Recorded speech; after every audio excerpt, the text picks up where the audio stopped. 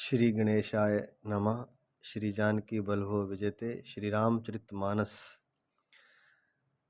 सप्तम सोपान उत्तरकांड के छठे दोहे तक हो चुका था। उससे आगे 2 चौपाई तक हो गया था।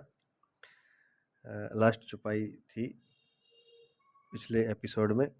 सब रघुपति मुख कमल विलोकहीं, मंगल जानी नैन जल रोकहीं, कनक थार आरती उतारहीं, बार बार प्रभु गात निहारहीं। इससे आगे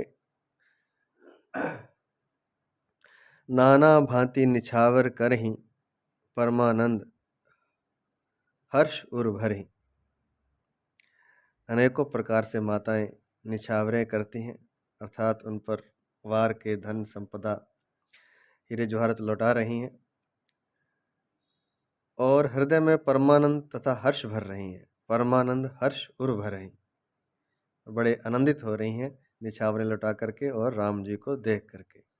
सभी माताएं कौशल्या पुनि पुनि रघुवीर ही चितवही चितवती। माता कौशल्या बार बार श्री राम जी को देखती हैं, निहारती हैं। कृपा सिंधु रणधीर ही,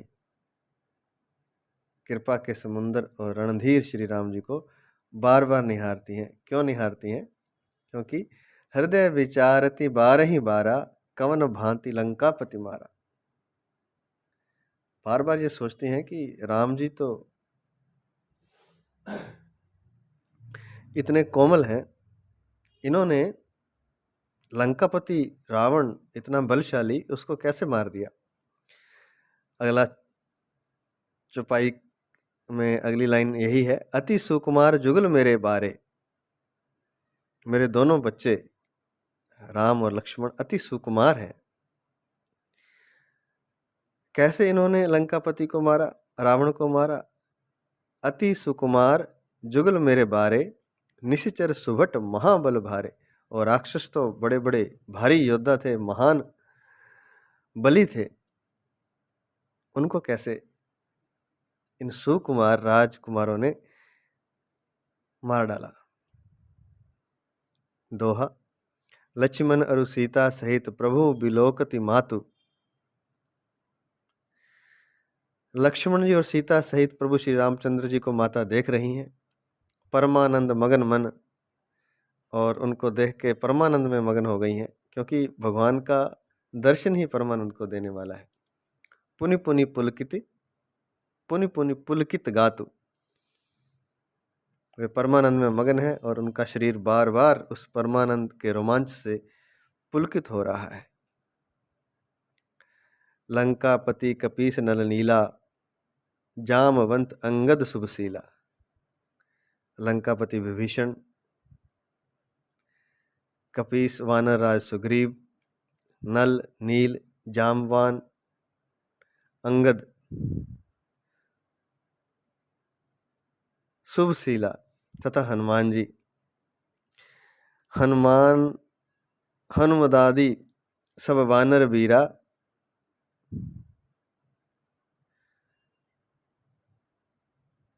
हनुमान जी से सभी उत्तम स्वभाव वाले, शुभशीला शुभ स्वभाव वाले सब वानर वीरा, सब वीर वानर, धरे मनोहर मनुज शरीरा।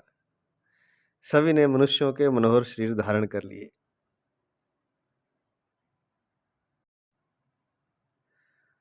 भरत सने शील व्रत नेमा, सादर सब बरणहि अति प्रेमा। सबने मनुष्य शरीर धारण कर लिए। विभीषण ने, सुग्रीव ने, नल नील जामवान अंगद और हनुमान जी ने।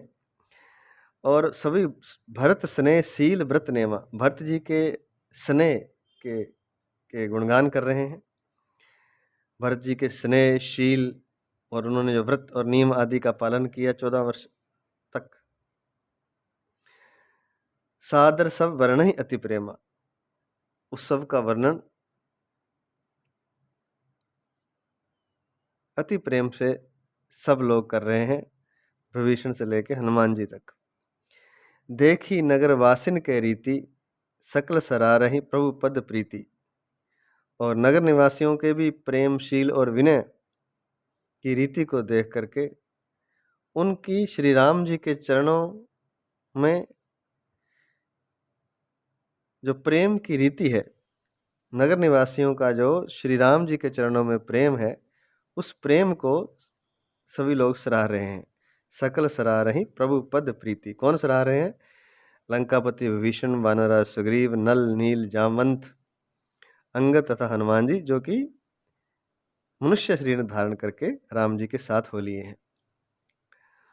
पुनि रघुपति सब सखा बुलाए, मुनि पद लागहु सकल दिखाए। फिर श्री रघुनाथ जी ने सब सखाओं को बुलाया और सबको सिखाया कि मुनि के चरणों में लगो, मुनि पद लागहु सकल सिखाए। गुरु वशिष्ठ कुल पूज्य हमारे, ये मुनि जो हैं, ये गुरु वशिष्ठ जी हैं, जो हमारे कुल गुरु हैं, कुल भर के पूज्य हैं। गुरु वशिष्ठ कुल पूज्य हमारे, इनकी कृपा धनुज रण मारे। इन्हीं की कृपा से रण में राक्षस मारे गए हैं। राम जी की एक विशेष बात है कि राम जी अपने पर कोई भी क्रेडिट नहीं लेते हैं, अर्थात अपने ऊपर कोई बात नहीं लेते कि मैंने युद्ध में राक्षसों को मारा, मैंने युद्ध जीता। कभी नहीं कहते राम जी। किसी भी कार्य को ये नहीं कहते कि मैंने किया। हमेशा आसपास वालों को श्रेय देते हैं, उनकी सराहना करते हैं। तो क्योंकि कौशल्या माता और सब लोग देख रहे थे कि राम जी तो इतने सुकुमार हैं, राम लक्ष्मण सीता तीनों ही, और राम और लक्ष्मण ने युद्ध किया, तो कैसे इतने सुकुमार शरीर वालों ने महाभट महाबलशाली लंकापति रावण को मार डाला। तो कहा तो नहीं उन्होंने, लेकिन इस तरह से देख रही थी माता कौशल्या और बाकी लोग। तब राम जी ने उनका भाव जानकर अब उत्तर दे रहे हैं। कह रहे हैं कि हे सखा, सभी लोग हमारे गुरु वशिष्ठ जो कि हमारे कुल पूज्य हैं, उनके चरणों में प्रणाम करो, क्योंकि इन्हीं की कृपा से धनुज रण मारे, इन्हीं की कृपा से राक्षस मारे गए। हमारे में बल नहीं, ये हमारे गुरु का ही बल था जो जिसकी वजह से राक्षस मारे गए। ए सब सखा सुनो मुनि मेरे, और मुनि वशिष्ठ जी को कह रहे हैं राम जी कि ये सब सखा, ए सब सखा सुनो मुनि मेरे, भय समर सागर कह बेरे। दोनों तरफ से प्रशंसा हो रही है, राम जी अपने पर नहीं ले रहे हैं। उधर तो कह रहे हैं कि गुरु वशिष्ठ जी ने उनका सम्मान देने के लिए, और वाकई जो भी होता है वो सच भी है कि गुरु की कृपा से होता है। अगर गुरु नहीं है जीवन में, गुरुदेव नहीं है, तो इस संसार सागर को पार करना, इस संसार सागर को जीतना, इस संसार सागर के कष्टों को जीतना, इस संसार के युद्ध को जीतना बड़ा मुश्किल है। क्योंकि दुखों का इतना पहाड़ बार बार जीवन में उपस्थित होता है, तो हर व्यक्ति के वश की बात नहीं है। और कई बार तो इतना बेवश हो जाता है व्यक्ति कि कुछ लोग दुखों को घबरा जाते हैं, दुखों को देख करके, और आत्महत्या तक कर लेते हैं। लेकिन गुरु अगर हो और गुरु से प्रार्थना की जाए, गुरुदेव से निवेदन किया जाए, उनसे सलाह ली जाए, कितना भी दुख बड़ा भारी आए, गुरुदेव के चरणों में नतमस्तक होकर उन्हें अपना दुख बताया जाए, तो अवश्य ही गुरुदेव कुछ मार्ग अवश्य बता देंगे। कुछ उनकी शक्ति से हो जाएगा, कुछ हमारी श्रद्धा से हो जाएगा, और कुछ वो जो रास्ता बताएंगे उससे हो जाएगा। तो हम जो दुख का पहाड़ आ गया है, जो दुख का सागर आ गया है, उसको पार कर जाएंगे। तो वही बात राम जी कह रहे हैं कि गुरु वशिष्ठ कुल पूज्य हमारे, इनकी कृपा धनुज रण मारे। इनकी कृपा से ही राक्षसों को हमने मारा है। ए सब सखा सुनो मुनि मेरे, और उधर वशिष्ठ जी को कह रहे हैं कि ये सब सखा कौन कौन? लंकापति विभीषण, वानरराज सुग्रीव, नल नील जामवंत, अंगद, हनुमान जी आदि, ये सब सखा हैं। हे मुनि सुनो, भय समर सागर कहें बेरे, ये युद्ध रूपी सागर में बेड़े के समान आए, अर्थात जहाज के समान हुए। संग्राम रूपी जो बड़ा समुद्र था, उसमें अगर ये बेड़ा नहीं होता, इन सखाओं का जहाज नहीं होता, तो मैं इस युद्ध रूपी सागर को पार नहीं कर सकता था। अर्थात ये साथ नहीं होते तो मैं रावण को जीत नहीं सकता था। मम हित लागी जन्म इनहारे, भरता हूँ ते मोहि अधिक प्यारे। और राम जी प्रशंसा करते हुए कहते हैं कि मेरे हित के लिए इन्होंने अपना जन्म वार दिया, अर्थात अपना जीवन मेरे उद्देश्य के लिए सीता माता को लाने के लिए, रावण को हराने के लिए इन्होंने अपना जन्म हार दिया, अर्थात इन्होंने अपना जीवन दांव पर लगा दिया। मम हित लागी जन्म इनहारे, जन्म हार दिया, जीवन दांव पर लगा दिया। भरतहु ते मोहि अधिक प्यारे, ये मुझे भरत से भी अधिक प्रिय है। एक विशेष बात यहाँ और है कि मनुष्य अकेला कुछ नहीं कर सकता, कुछ सखा ऐसे होने चाहिए जो उस पर जान वारते हों, जो उसके साथ चलते हों। अगर ऐसे सखा नहीं है, ऐसे मित्र सहयोगी नहीं है, तो इस संसार के दुख से पार पाना मुश्किल है। दोनों बातें, एक तो गुरु होना जरूरी है, सबसे पहले तो गुरु होगा तो शायद सखाओं की जरूरत भी ना पड़े, लेकिन अगर फिर भी जरूरत पड़ती है तो अच्छे मित्र सखा होने जरूरी हैं, जो आप पर जान वार सकें। ये तभी होगा जब आप उनके लिए ऐसा कुछ करते हैं, उनके साथ खड़े होते हैं, उनके लिए जान वार देते हैं। तो आज तो कलयुग चल रहा है, बड़ा असंभव सा है, लेकिन फिर भी इतना भी असंभव नहीं है, ऐसा हो सकता है। और ऐसा होता है तभी जीवन संग्राम को व्यक्ति पार कर सकता है। जैसे राम जी कह रहे हैं, गुरु और जान देने वाले सखाओं का होना बहुत जरूरी है। मम हित लागी जन्म इनहारे, भरतम ते मोहि अधिक प्यारे, ये भरत से भी मुझे अधिक प्रिय है। सुनी प्रभु बचन मगन सब भय, निमिष निमिष उपजत सुख ने। इस तरह के प्रेम पूर्ण वचनों को, आशीष पूर्ण वचनों को और प्रशंसा युक्त वचनों को सुन करके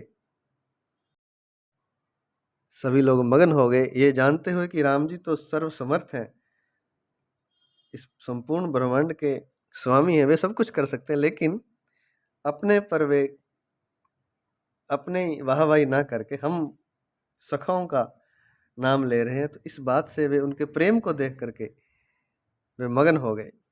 सुनी प्रभु बचन मगन सब भय, निमिष निमिष उपजत सुख ने। इस प्रकार पल पल में उन्हें नए नए सुख उत्पन्न हो रहे, इतने मगन हो गए राम जी के प्रेम को देख करके कि पल पल नए नए सुख उत्पन्न हो रहे हैं। प्रेम हमेशा वर्धमान होता है, आनंद हमेशा वर्धमान होता है, संसार का नहीं, परमात्मा का। तो परमात्मा ने जो उन्हें आनंद दिया, भगवान राम ने,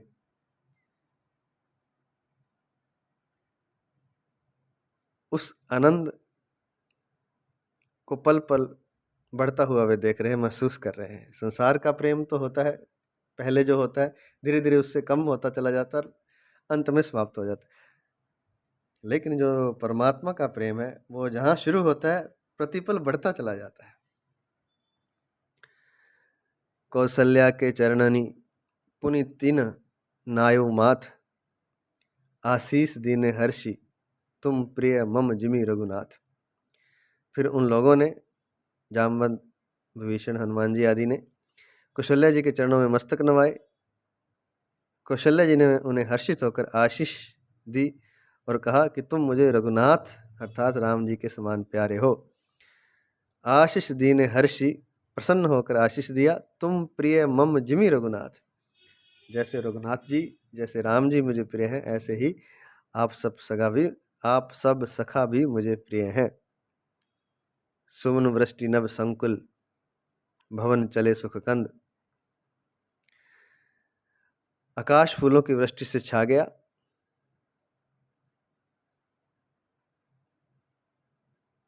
भवन चले सुखकंद। सुखकंद, आनंद कंद श्री राम जी अपने महल को चले। चढ़ी अटारिन देखहीं, नगर नारी नर वृंद। और राम जी को आया देखकर, उनको जाते हुए महल की ओर देखकर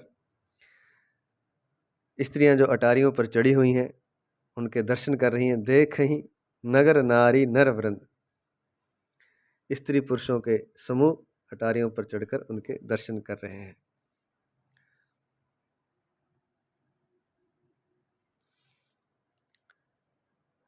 कंचन कलश विचित्र संवारे, सभी धरे सजी निज निज द्वारे।